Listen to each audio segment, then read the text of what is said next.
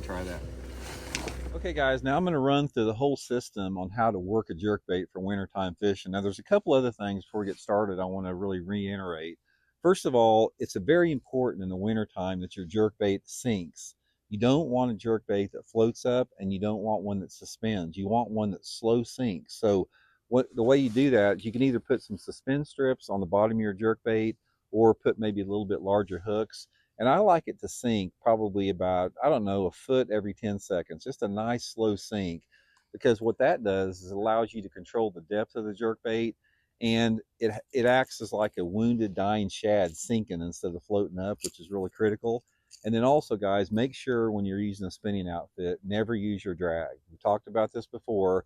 You need to learn how to back reel like this, because what happens is if you get a bass it's like hooked by one barb of the treble, you can put a minimum amount of pressure and you can control it a lot better with back reeling than you can with the drag. So just learn to back reel.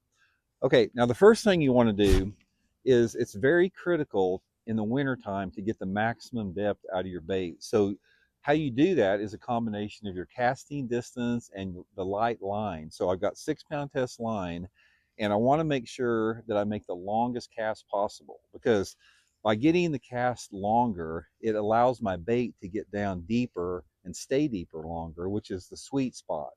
Now, on any jerkbait cast, you have a sweet spot of about 20 to 30 feet where the bait is at its deepest part. This is when you're going to catch your quality fish. So the longer cast that you make, the longer you have in the sweet spot. So I'm going to run you through how I like to fish it. So first of all, I'm going to make the longest cast that I can, and then I want to get the bait down. Now, when I want to get the bait down, I'm jerking it harder than I'm going to be working it. So I jerk it about 8 or 9 times, 8, 9, 10, something like that. Now, after I've jerked it about 8 or 10 times, the bait is down pretty close to its depth that it's going to be. So once it's down there, I'm not going to jerk, pause. I'm going to pop it just gently like that, let it sit, and then I'm going to vibrate that rod tip. Just look at my wrist right here. See how my wrist is vibrating? It's actually, I'm vibrating that line on a loose line. And I do that for maybe 8 or 9 times, and I'll pop it gently like that, let it set, and I'll vibrate it again like that. Let it set, pop it again, vibrate it like that.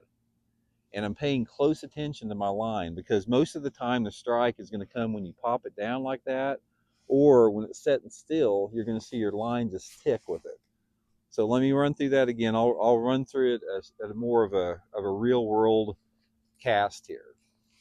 Long cast.